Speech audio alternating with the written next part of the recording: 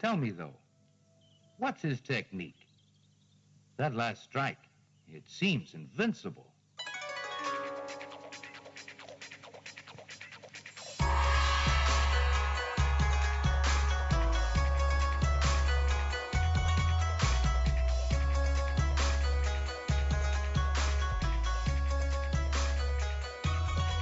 Hello and welcome to Sons of the Dragon, the Immortal Iron Fist podcast, and Woman of the Dragon, I guess. I don't know. We'll let you guys decide. Yeah. Not that there's I've messed this up already. Anyway, my name is Connor McKenna. Rebecca Burdett. And yeah, so guys, I know there hasn't been an episode for a while, and honestly, it's killing me. It is. Like it's driving me nuts because I haven't been angry, but it's just like it's been really killing me. A little bit frustrated though. No, it's really hard to sync up like all our time syncs, and the problem is this issue and Iron Fist 14 or 15. I don't know, the next Iron Fist issue I did not want to cover by myself. So this issue, because I'm sure there's a lot I don't get, a lot of like references I don't get in this issue, and the Sabretooth issue because I know Carl. Like I feel like I want Carl there for his like, you know, I don't know. It's the introduction to Sabretooth. It's like a big thing, it's you know. Huge. Yeah. So I just didn't want to do that by myself either. So that's why it's taken so long to get an episode out. And I guess I could have done bonus episodes, but it was more. By the time I found out that there was no episode, it was too late to even do a bonus episode, you know. So speaking of bonus episodes, feel free to offer feedback.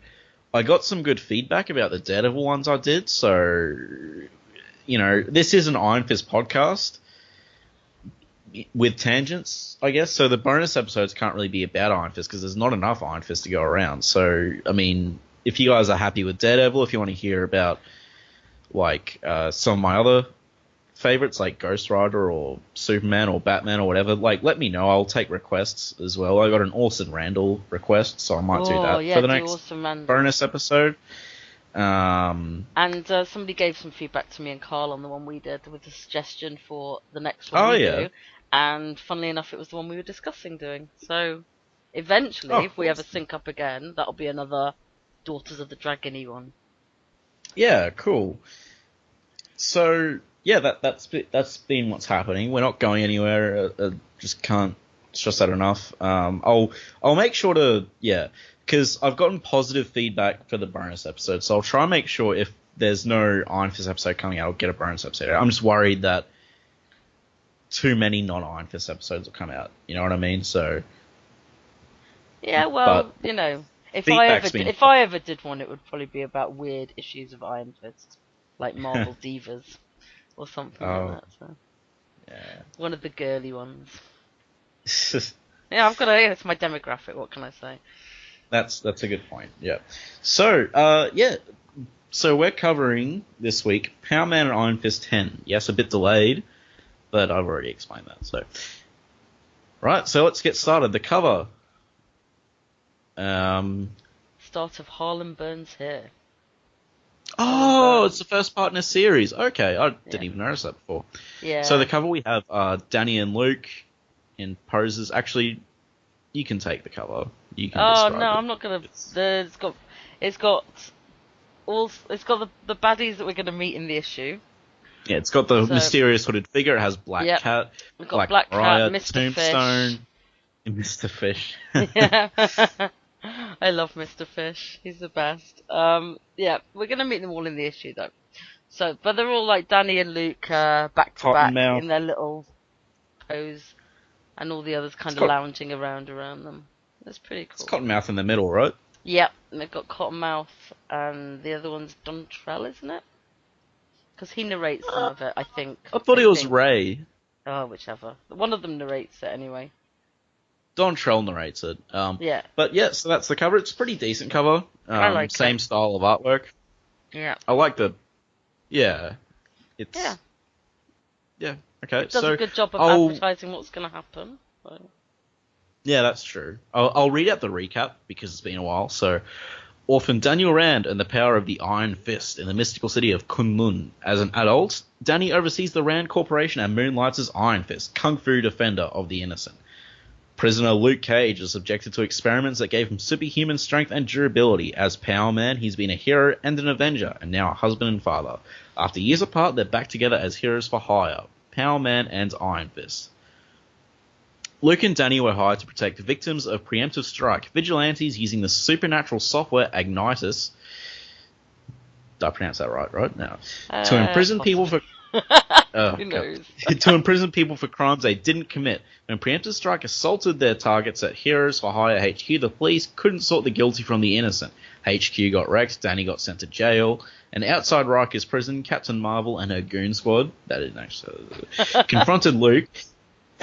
Ulysses had foreseen him breaking Danny out. A superpowered fight ensued, damaging the prison and letting some jailbirds fly, including Black Mariah, who Luke and Danny defeated when she made a run at Tombstone's territory.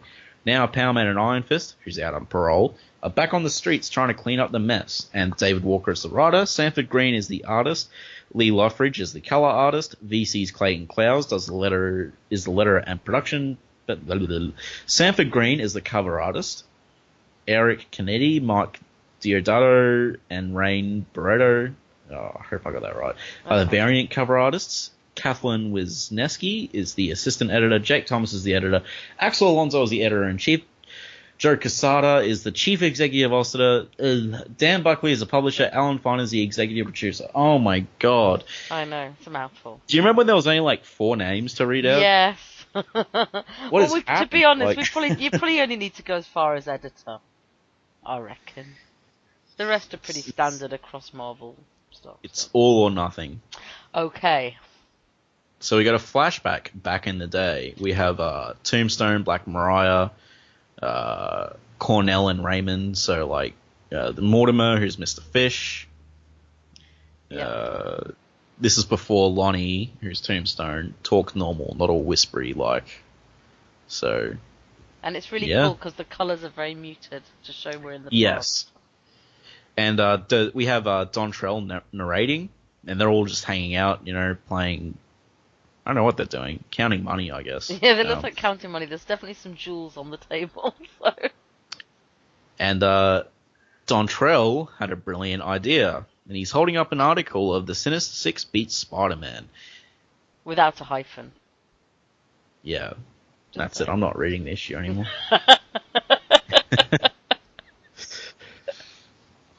So yeah, he's like, if we team up, essentially, we rule everything across 110th Street and up into the Bronx.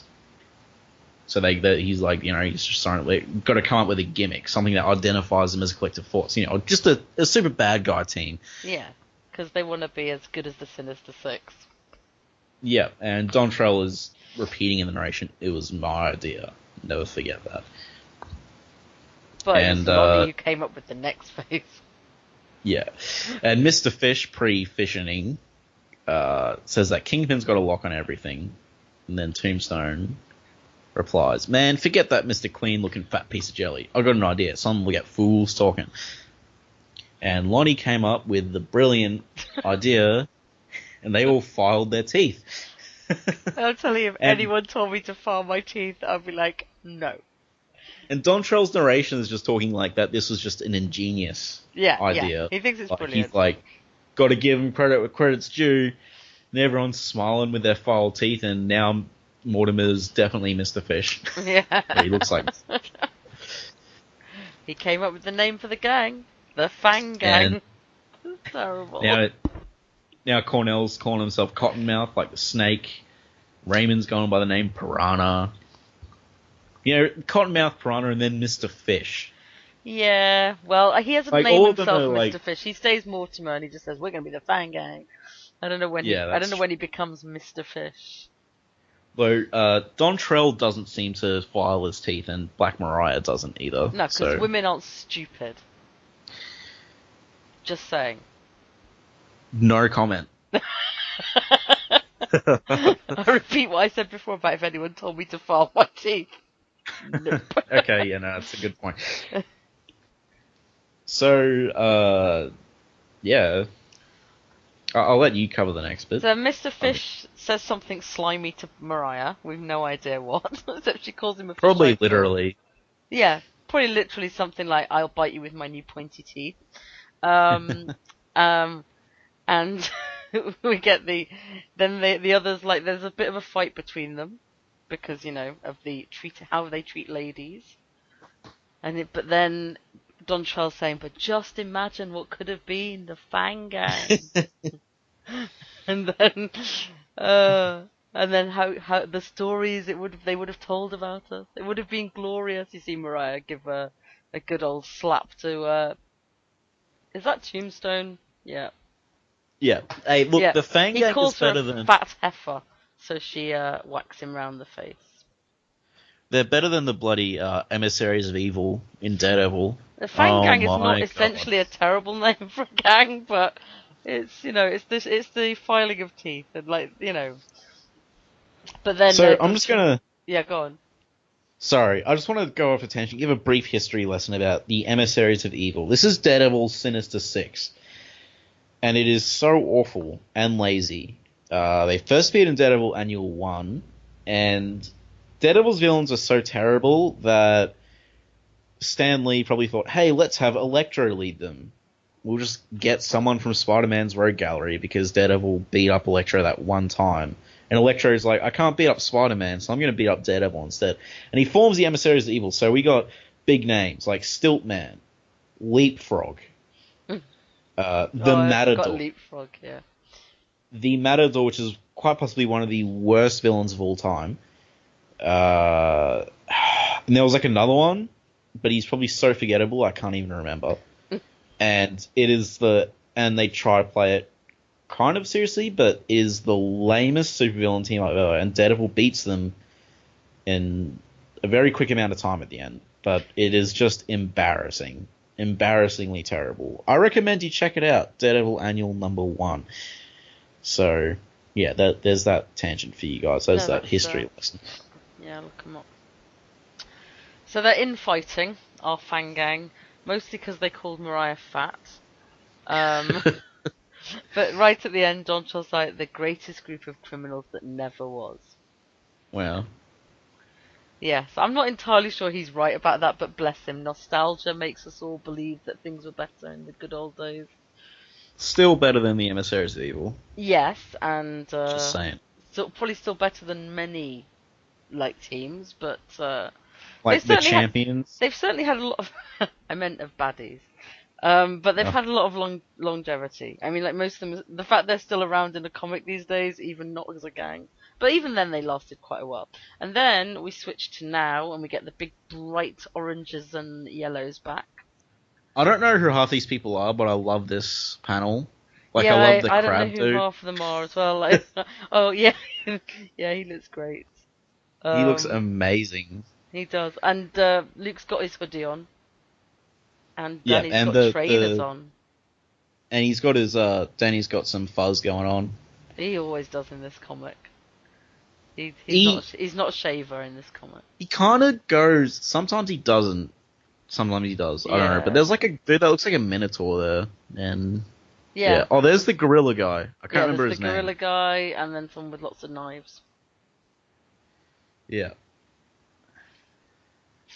And, as they always do, Luke and Danny are chatting while fighting. Yeah. Because they're so good, they can do this. And Luke's saying, tell me again, how's this our fault? And Danny's like, it's not our fault, it's our responsibility.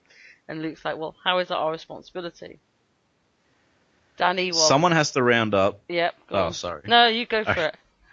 Someone has to round up the convicts that escaped from Rikers. No, duh. And someone's got to stop global warming. I'm going to use a dumb voice for Luke because he's bigger. So, yeah. Do we have to discuss this now? You got something better to talk about? Try concentrating on the task at hand. You can't multitask? Fine. This is our responsibility because we protect the streets. This is what we do. The fact that we were at Rikers during the breakout is irrelevant. Damn, I hate when you're right. It's some nice logic by Danny there. And throughout all that, they're being the poopy out of all of the bad guys. Danny's just hitting that dude in the face. Luke's hitting that dude in the face. There's some great punches and kicks. And and all the baddies are like flat out on the floor. And when Danny like knees that lobster guy in the face, that's awesome. A really lovely panel. Yeah. Yeah, so they're all down for the count, unsurprisingly. And Danny's right, which is good. I'm sure Carl knows who these people are. Yeah, Maybe. I feel bad that I don't, but I don't. Yeah. It's alright, I'll be able to name all the good guys. So they're all on the ground. Gorilla Man's like, I hate you guys. And the cops arrive, and Danny's, just hoping that this doesn't affect the terms of his bail and he doesn't get arrested again. And Luke mentions that when he gets shot, it still hurts, despite the fact that he's bulletproof. Yeah. I think he's mentioned it. I think it's come up in Luke Cage comics before that it's kind of annoying to him. And then the police come and tell him to put their hands in the air. And Luke's like, we're going to be late for this meeting. And Danny's like, oh, you can blame me. And Luke's like, I will. Danny kind of has this weird grin going on. Yeah. They have their hands up. They're like, yeah. Me mean no trouble. Please don't, shoot us or choke us or whatever. Then we go to Tombstone. But now, this is modern Tombstone, even though it goes muted again, because he's got his whisper back. And his office is still completely trashed, and he is talking to Mr. Fish while looking at an old photo of the gang, the Fang Gang, with all their filed teeth. Yeah, they look so good. They're talking about whether his power's slipping, and Mr. Fisher says someone's going to try and take you down. I hear Black Cat's got her eyes on you. She likes gentrification. And, Lonnie says to Morty, what's his name? Mort. I always just call him Mr. Fish. Mortimer. He goes, you've got power, others want to take it, I'm here to help you, Lonnie. Ride or die, son, ride or die. So, and then we leave them and go back to our boys, who are overseeing the reconstruction of Heroes for Hire HQ. Which is being done by some of the reformed or former criminals that they've been helping. So they've got Shadrick Daniels, who was previously Manga, and he's carrying a massive thing on his girder. Girder, that's the word I was looking for. I was trying to look for the word. He's just on a shoulder while smiling happily. So. Yep. Yeah, and thanking them for the opportunity to help and to have a proper job. So that's pretty cool. Yeah, I really like that scene. I like this whole thing that they're helping these people get jobs, that they, they're not just kind of, because all too often in comics, people, the heroes come and do a, save people and then just, you never hear from people again. And these people that actually seem to follow, and this whole people who've been wrongfully arrested or who've reformed criminals is very rarely dealt with. So it's kind of cool. Yeah. So yeah, sorry. Formerly known as Mangler and Luke Cage end up shaking hands that way, and this was a nice scene, and I like the panel where he's talking about how much beef him and Luke had back in the day, and it's got the the old all the dots, yeah, and Power Man punching him out. So yeah, I really like that page.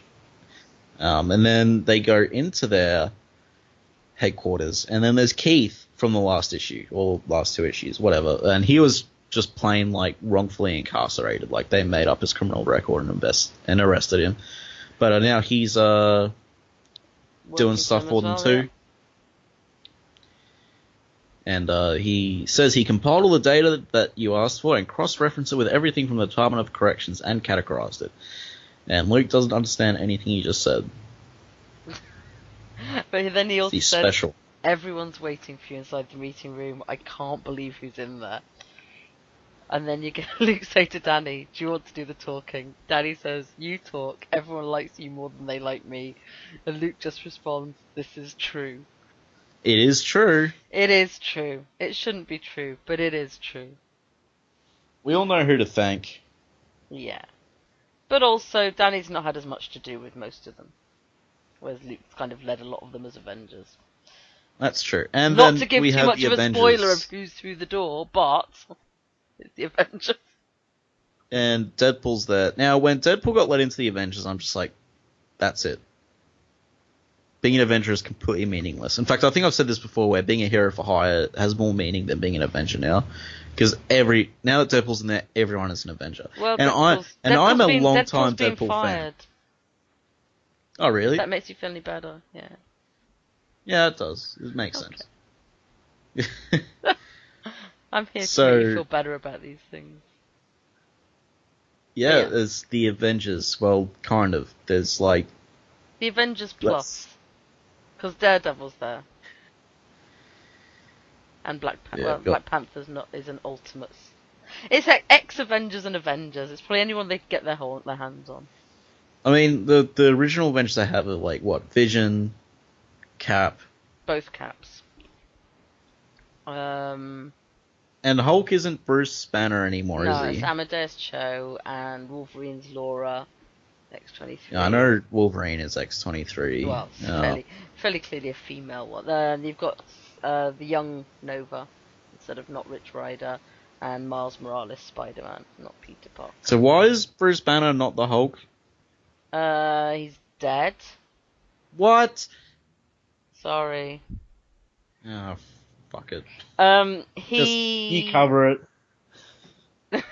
You cover this page, I'm done. Alright. Bruce Banner is not the Hulk because it's really complicated, but anyway, Amadeus took it from him so he could not have the Hulk thing. Bruce Banner was doing fine, doing some research off in some remote area to make sure he wouldn't become the Hulk again. And Civil War 2 did for him. Anyway, but we have both Caps. We have female Thor, or Thor, who happens to be female. The Spider-Woman, Black Panther, Storm, which is interesting because of... and we've got Miss Marvel in there as well. So we've kind of got... Scarlet Witch is here, even though in the comics she's off on her own. Mockingbird's here. There's a lot of people who in the comics are not really together at the moment. So they've basically pulled together a lot of people. Misty Knight's right in the foreground, we should probably mention. She's right there next to And Deadpool. Colleen. And Colleen, yes. We should mention our girls, because, you know. So they've pulled together everyone they could get hold of, it looks like. And there's Doctor Strange as well. I don't know if we mentioned him. It's Steve Rogers who mentions that they're late, of course, because Steve. And they imply they had a bet on it. They now owe him $50. Right. Danny apologizes for being late, and Luke says, let's get down to it, and starts talking fiddle faddle, etc., etc. Miles says, what's fiddle faddle? Danny tries to explain badly, by getting very confused. Luke explains using actual expletives. But what they basically come down to say is what they found out about this program is that they're saying Luke and Danny have got a new mission. Steve says, what exactly are you telling us? Because, you know, Steve, bless him, not known for his knowledge of computer things. Right, so then we get the actual explanation. So Luke says, our last case, we were hired by families of ex-cons that were being hunted by a gang of skip tracers and thrown in prison. Danny says, we were still figuring out who the bounty hunters were working for, but we do know this much. They were using a sophisticated facial recognition program that can log into every known law enforcement organization. And then Miles interrupts them again to say, wait, facial recognition program that accesses criminal databases. Luke says it does more than access databases, it hacks into them. It can create a criminal record where there isn't one, issue an outstanding warrant, and get someone sent to prison for a crime they didn't commit. Danny adds, it can also erase all criminal records. We've compiled all the data, sending it to all of you now. And you see Hulk, Sam Wilson Cap, Storm, Ms. Marvel, Mockingbird looking at their phones. And I'm really hoping Daredevil is not looking at his phone. But I get the impression he's not looking at it. He's not really it doesn't even like a phone what he's holding, honestly. But Daredevil's just kind of assume he's getting the information Daredevil way. I thought he was using like a sensor touchpad thing. Yeah, but really... That's what it looks like. I don't know. Then again, with this artist, it is a bit inconsistent. Yeah, I don't really know why Daredevil would need to quickly... I mean, I get why he'd be interested from the lore perspective, but I'm guessing he would also take the information, take it out, and look at it in more detail with like a braille thing and whatever. But anyway, I thought that was an interesting choice to have Daredevil as one of the ones in there. I got a couple of questions. I'm not even going to talk about where Daredevil is right now. I'm so mad I'm not reading his comics. But I thought Steve Rogers was dead and old.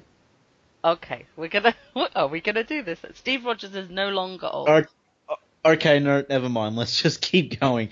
And Steve Rogers is no longer old, but it's which had to do with a reality change from a cosmic cube. God. Yeah. And okay, and the other thing, where's Peter Parker? Wasn't he the? I'm assuming they couldn't get hold of him. Well, he's going through the whole clone conspiracy thing at the moment, but I'm assuming that the ones they've pictured are the ones they were told wouldn't be off doing other things. Is Dan Slott still writing Spider-Man? He is, yeah. There's a rumor that he might not be eventually, but currently he's doing this. There's a mini kind of Spider-Man event to do with clones. Let's not get started with any of that. Let's not get into that. Oh, God. So then on the next page we get reaction shots from Misty, Doctor Strange, Black Panther, Ms. Marvel, Vision, Deadpool, Sam Alexander, Nova, Daredevil, Mockingbird, Colleen, Steve, Thor, well, all of them. I think everyone that's there. Yeah, everyone's there. There's a little reaction shot. And Luke's saying, for me and Danny, our top priorities are going to taking down whoever created the software, and making sure every wrongfully incarcerated person is set free. Danny says, we're telling all of you this because this is what we're doing, period. If someone's in prison because of records the software manipulated, even if that someone has a prior record, then Luke finishes his sentence, we're getting them out legally, through proper channels, but no one is doing time for a crime they didn't commit on our watch. And then Danny says, any questions? In other words, come on, fight me. I dare you. Yeah. I dare you. And we go back to the South Bronx. And we got Cornell Cottonmouth Stokes, and he's talking to Ray Piranha Jones. And essentially, Cottonmouth has escaped from prison during that whole prison break thing, and Ray set him up. He's setting him up with like a place to stay and some work and a suit even.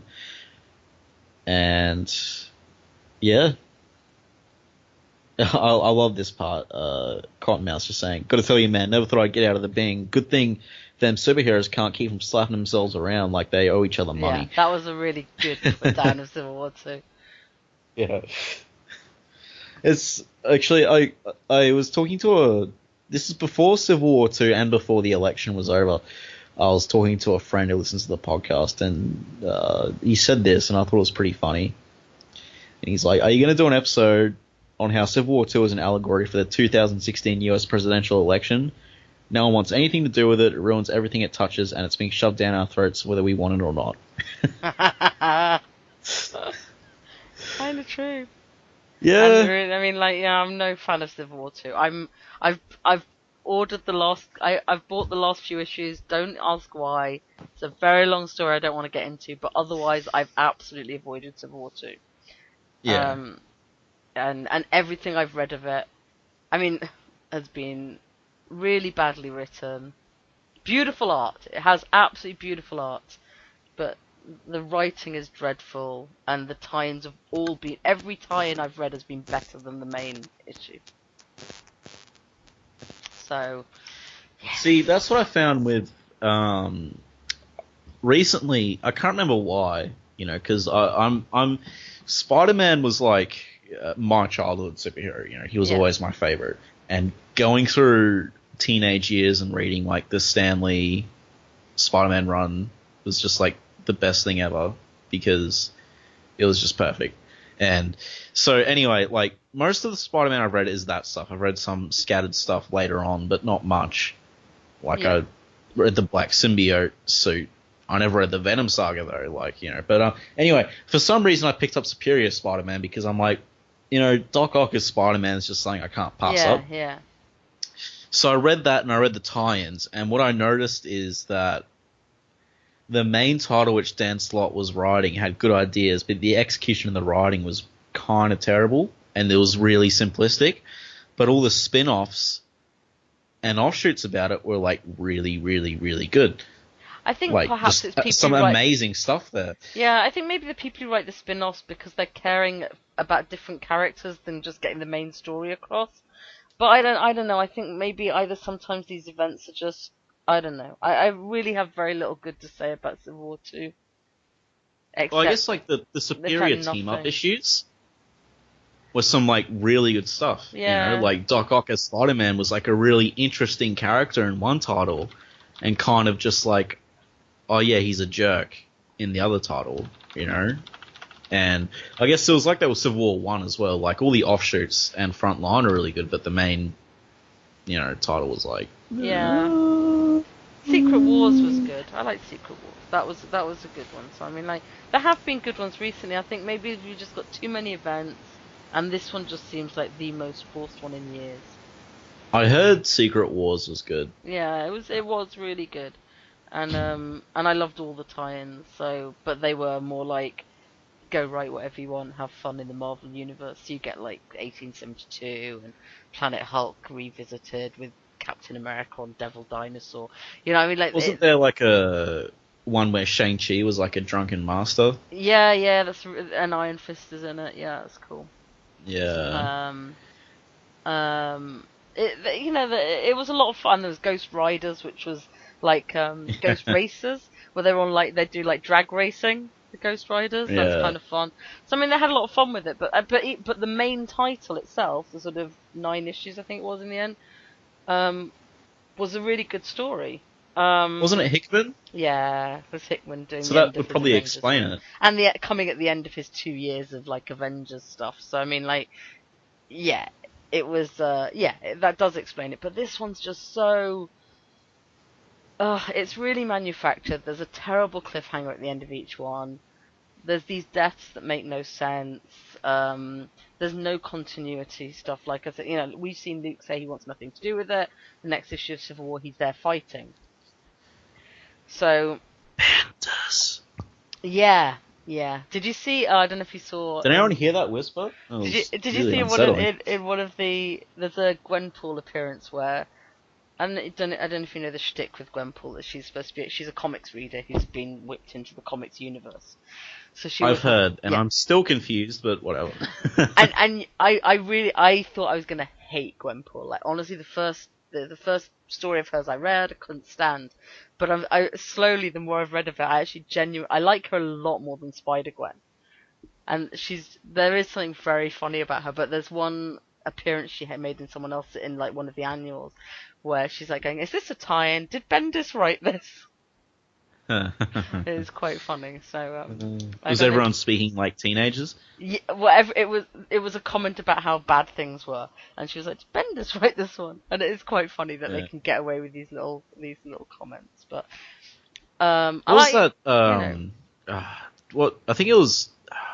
Who was it?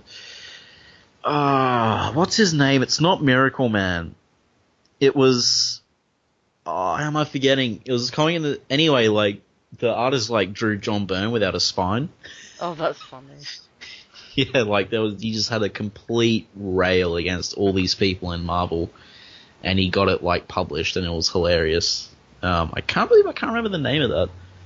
But this, I like. And it's Marvel. Oh yeah, well, no, I don't know. It's Adam quite a few. Strange. Adam Strange. No. Wait. Oh, god damn it. This is driving me crazy. I'm sorry. You just continue with the issue because Alright, I'll continue with the issue. So, we're with Cottonmouth and Piranha. And Piranha's sort of saying, Lonnie's saying, no, Piranha is saying, it's not just the superheroes fighting, there's a lot of real estate in play, especially uptown. Cottonmouth says, what about Lonnie? He's got all of Matty Hattie locked down north of 96. And Piranha says Lonnie has it locked down, but his empire's crumbling. So they're obviously talking about all the crime syndicates. And Cottonmouth says, I ain't got no love for Lonnie, especially after what he pulled last time. But other than Fisk, nobody can hold it together like Lonnie Lincoln. And he says, you've got to bring him down. Hell, I'll swing the axe, but it's got to be a good plan, because Tombstone don't fall easy. And then we see a woman in shadow coming through the door. Piranha says, I've got more than a plan. I've got a partner in crime, and this broad is as bad as she is cold-blooded. I'm talking Rick James, cold-blooded. And then Felicia Hardy says, oh, Raymond, I love it when you talk about me by referencing my favourite musician, but please, if you call me a broad one more time, I'll cut out your tongue. 2 things here. Number 1, it was Adam Warlock. Okay, that makes sense. Yeah. Yeah, it makes a lot of sense once you hear it's Adam Warlock. Yeah. And the other thing is Black Cat. Last time I saw her was in Dan Slott's Amazing Spider-Man run, because I kept reading after Superior Spider-Man, then I dropped it like a sack of potatoes. She became pretty evil. Yeah, she's like she went full villain. Is she still like that? She's still full villain, because Silk was undercover with her, pretending to be a criminal. So she's definitely head of some crime syndicate. But also, I've got a point on this page, and that is that Sanford Green should not be allowed to draw women in this position, in this pose, ever again, because this is almost as bad as the Captain Marvel cover. Oh, let's not fly off the Benders wagon here. That Captain Marvel cover is literally one of the worst I've ever seen in my entire life. Okay, yeah. This one, it's not great, but that Captain Marvel, that was like a mutated monster. This is reminiscent of it, and it's almost from the same perspective. So he should just not draw people. And let's not just women, because I'm guessing that men drawn from this perspective would also have the same issues. He has an issue with this perspective, and I love his art, but he should just not do this. Yeah. And so Black Cat, it seems like she still can't get over Doc Ock Spider-Man beating the ever-loving snot out of her and arresting her. And she still blames Peter for that. So so she's still, I can't blame her, I guess. No, and she's ready to conquer Tombstone's business. Did you read that?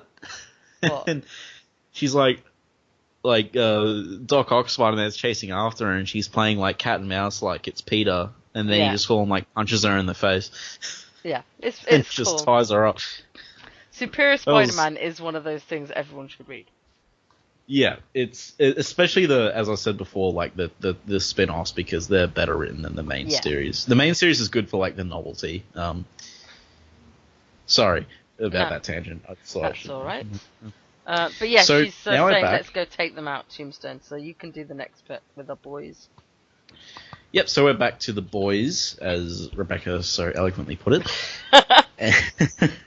And Danny's like, how do you think they took it? I don't care. Both the Captain America seemed okay. I can't get a read on the new Spider-Man. What is he, like 12? Don't matter. The only thing that matters is that we take care of this thing. And I gotta tell you, partner, I feel like we're in over our heads. One step at a time. We start figuring out who created this software and why, said Danny.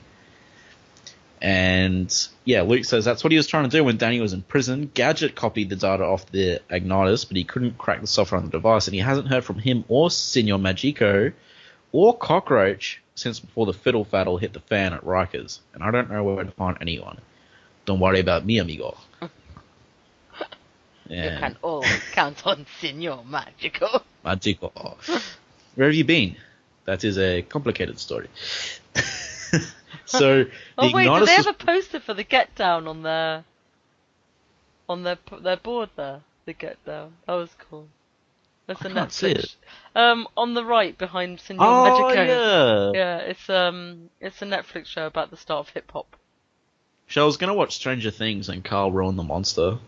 So I was like, The Get Down's really fun. So the go back, because if you remember, like back last issue, Senor Magico was trying to hack the software, and a demon was protecting it. It was strange, but cool. And yeah, it was protected by a magical spell, and he was lucky his soul wasn't devoured and then transformed into demonic excrement, a fate worse than death. And essentially, the skinny is Signor Magico failed to get through the spell, a shame that burns deep in his soul. Someone stole the Ignitus from him as well. So Danny's like, that's not good, and Luke frits out. What? How hey, Diddle, the cat and the fiddle. And Luke's face looks like he's just had a stroke or something. He's just completely broke. And Luke starts going off. You lost the Ignitus? It's okay. He'll be fine. And he's like, I did lose it, but I saw who took it. You saw who took it? I'm not even going to try and say that. No, me neither. We're not Spanish. I will help you speakers. find him. Yeah.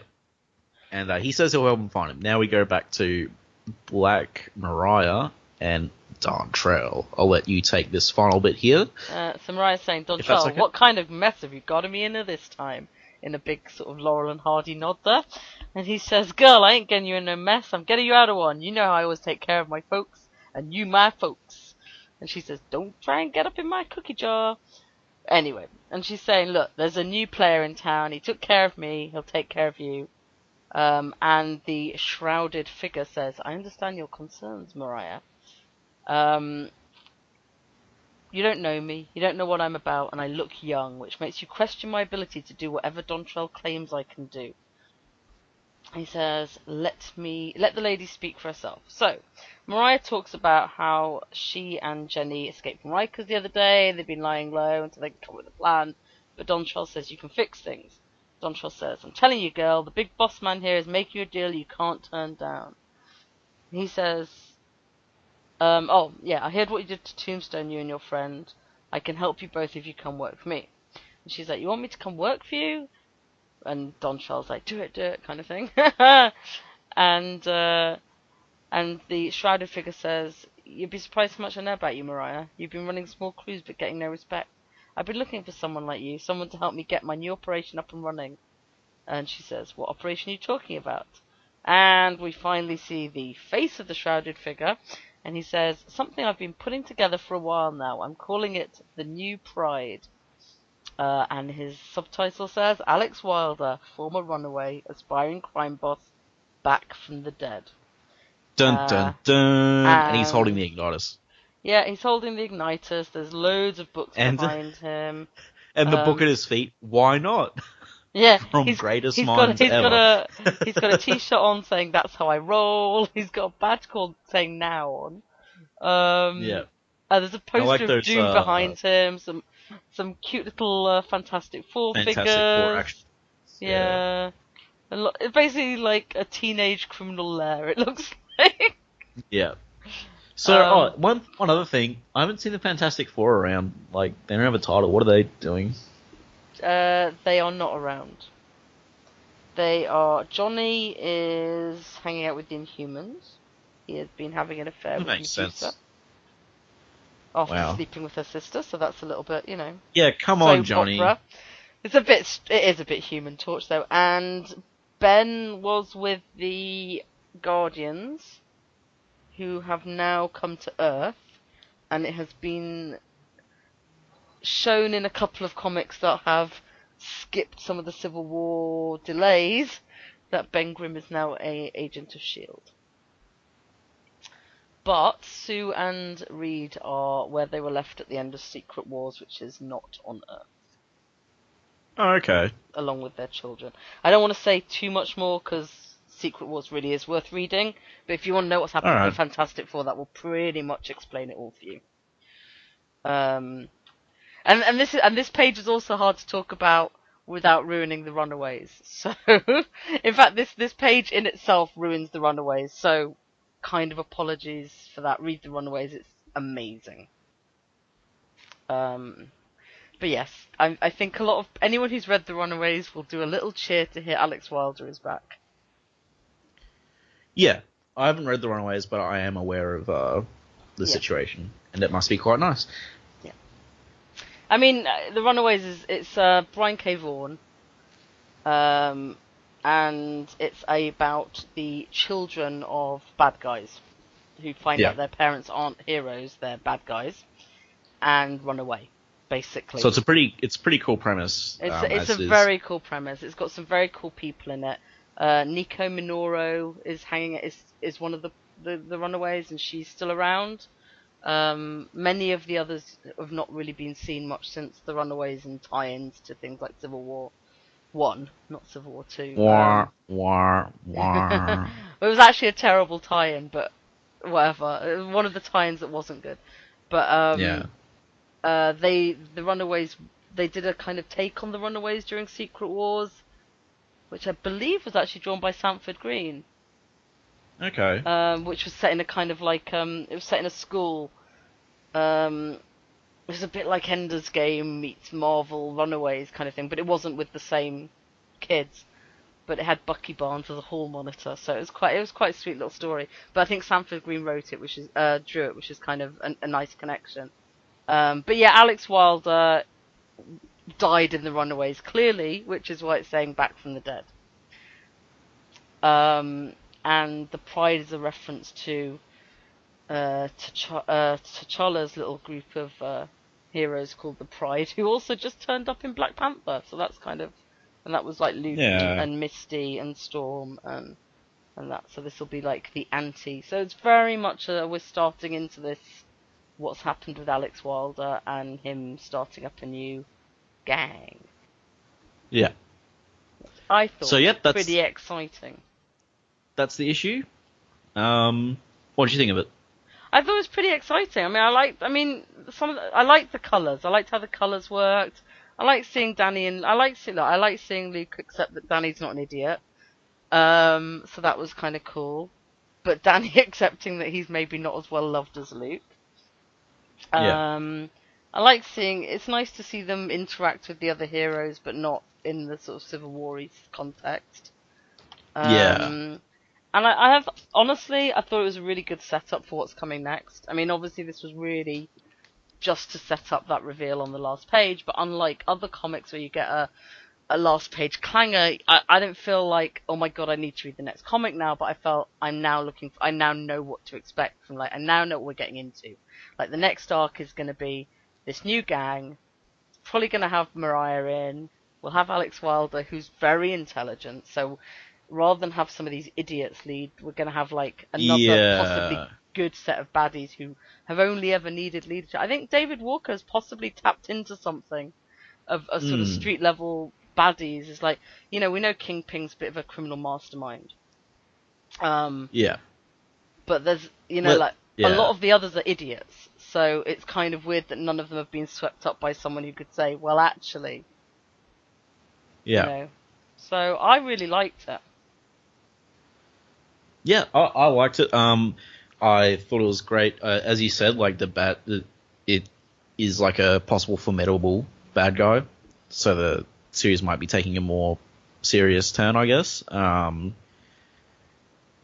only complaint about the issue is if you're not familiar with all these characters from 40 years ago, then it'll just be a bit more confusing and not as enjoyable, I would say. Yeah.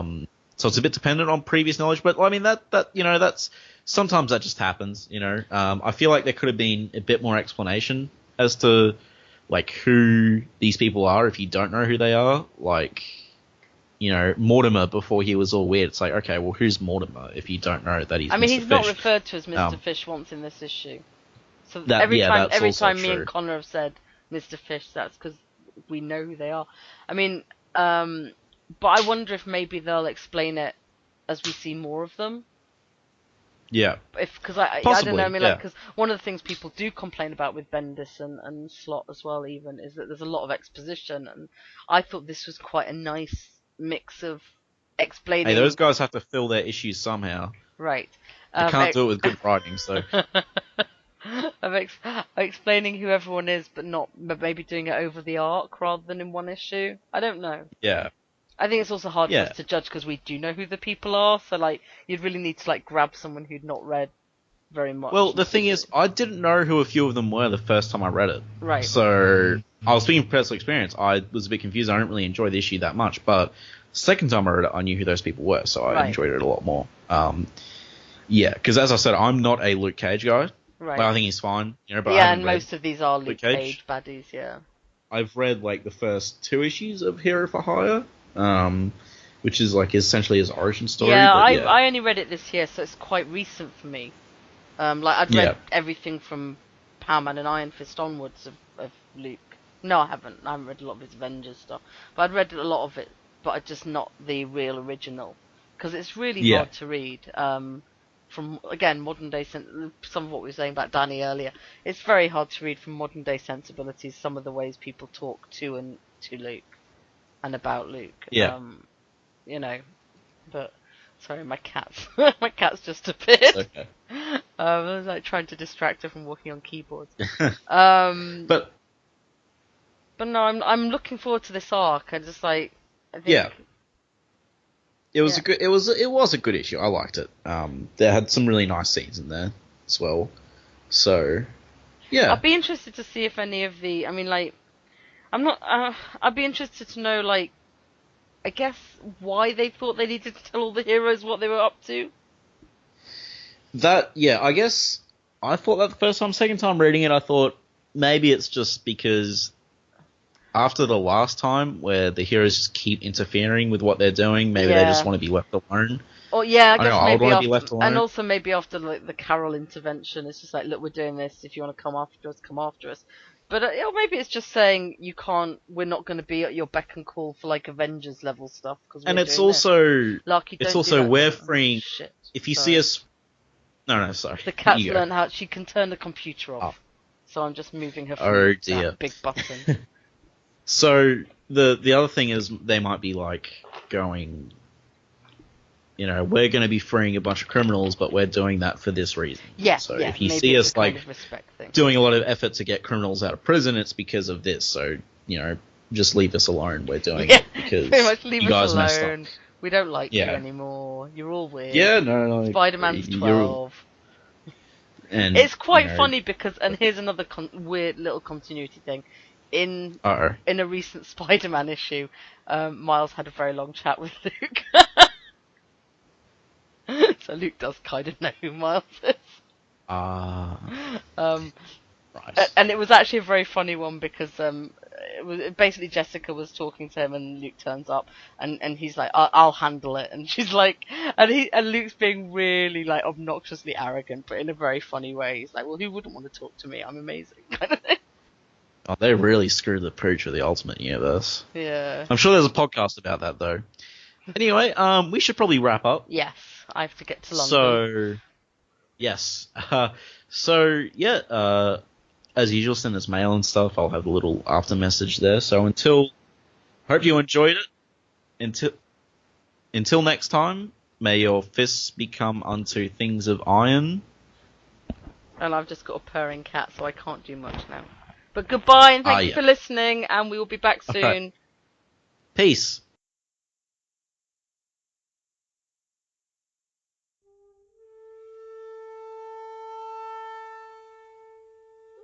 Iron Fist and all other characters in these comics are properties of Marvel and Disney, and any music or images we use belong to their respective copyright holders, and we do this for fun, so please don't sue us. You can contact us at sonsofthedragonpodcast@gmail.com. Just send us mail, comments, thoughts, send us anything you want really, even if it's not about Iron Fist. And if you don't want it read on the air, just mention that. You can also reach us at Facebook, the Immortal Iron Fist Podcast, Sons of the Dragon, our Twitter, at Iron Fist Podcast, our SoundCloud, soundcloud.com/Sons of the Dragon with hyphens where the spaces are, our YouTube, Connor Carl, just search Iron Fist Podcast on YouTube and you'll find us real quick. And then there's our WordPress, Sons of the Dragon, the Immortal Iron Fist Podcast.wordpress.com. We are also on iTunes, feel free to rate us there. If you rate us less than 5 stars, well, just tell us what we're doing wrong and we'll try and improve that. And last but not least, we are on Podcast Garden in the literature section. And thanks to Thomas Tissoff for the theme song at the start, and thanks.